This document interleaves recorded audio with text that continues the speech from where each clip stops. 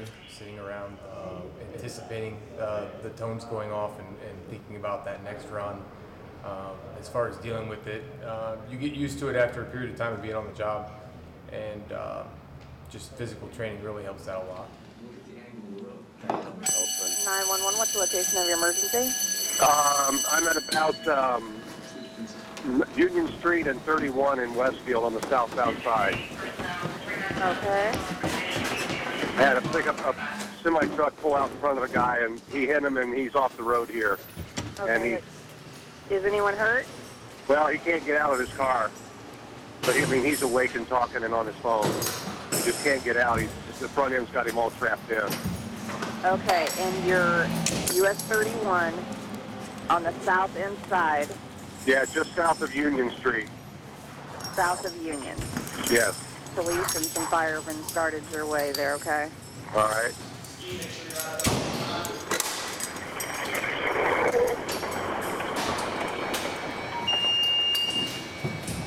And have you talked to him? Yeah, I'm standing right. We each have a role that we do. You know, if we have a cardiac arrest, well, this is my job function here. This is Wolfie's, his function's doing this. You know, we all got to know each function. So when we're called out, we're already starting to think in our head, what's our job going to be, what we're going to do. And just in case, well, like today, you know, our senior firefighter's not here, so our rules have changed a little bit. First thing we got to do is get to there and safe. You know, if I can't get everybody there safe, well, we're not going to have a good day. So that, you know, it just, every day it's just different what we think about as soon as we get in the truck to leave. We are referred to oftentimes as an all-hazard response agency. So what that means is communities rely upon their fire departments to take care of everything from your basic fire to something more advanced like some form of a terrorist or human-made disaster. So with that, we've got a lot of areas that we have to cover. We have to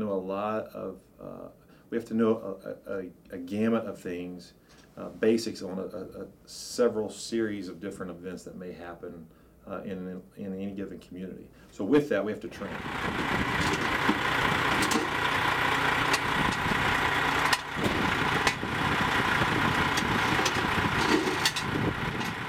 Being a firefighter here at Westfield is absolutely rewarding. You get to see it every day. I not only am a firefighter here in Westfield, but a citizen here in Westfield. So I get to run into these people when they're having a good day, not always a bad day. And getting to talk to people and find out the outcomes of some of our runs, it's very fulfilling and rewarding to know that you've made somebody's bad day a little better and helped them out.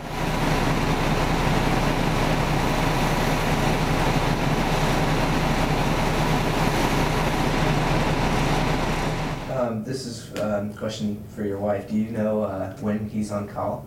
Do you ever know? Like if he's in the truck, do you ever, do you have any way of knowing?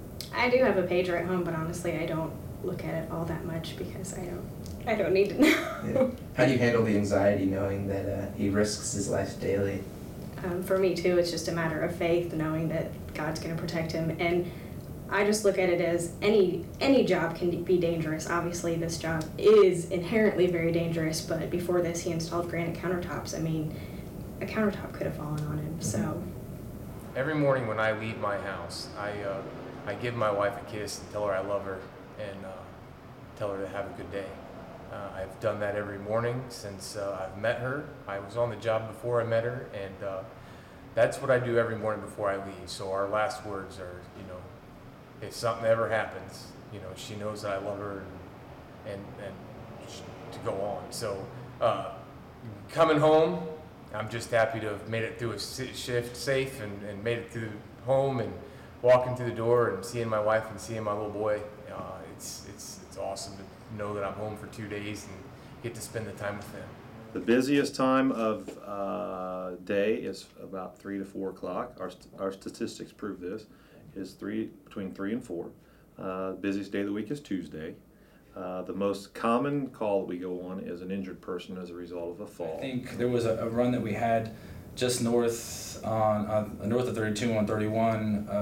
A minivan got hit, and when we showed up, there was already, because we got second call because due to how many patients, and I was on the ambulance when we showed up, and there was kids laying out on the street. There was about, I think, 3 kids all together, plus one babysitter or parent of one of the children, and she was babysitting these other two kids, but they're just out on the street right now because they got thrown from the vehicle, and it was very surreal as far as they all turned out okay, praise the Lord, but just the look of that's messed up, that's chaotic, and everyone was doing their job, and it was wonderful, and it just come in, and our ambulance ended up taking two of the children in one ambulance, and they didn't speak very much English either, and so there was just a lot of stress involved in trying the language barrier. How can I comfort the kids, because there's no one on the ambulance that really speaks fluent Spanish, and that's all they seem to do is want to speak